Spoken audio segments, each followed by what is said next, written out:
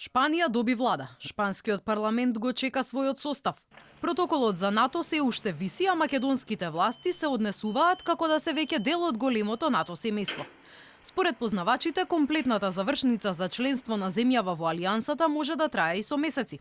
Координаторот на пратеничката група на ВМРО ДПМН Никола Мицевски вели дека ако оди по редовна постапка, на Шпанија би биле потребни 3 до 5 месеци да стави параф на протоколот и да даде зелено светло за земјава.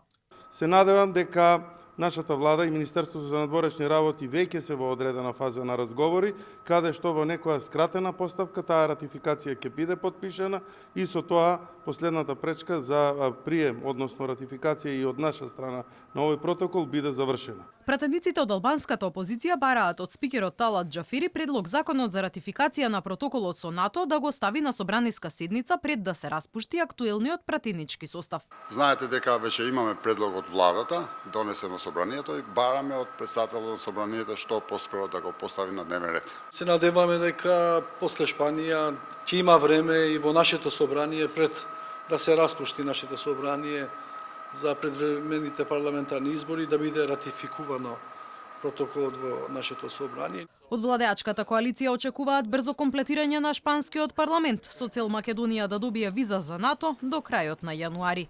Јас очекувам дека многу брзо ќе дојде да го ратифицираме договорот и во собранието на Република Северна Македонија.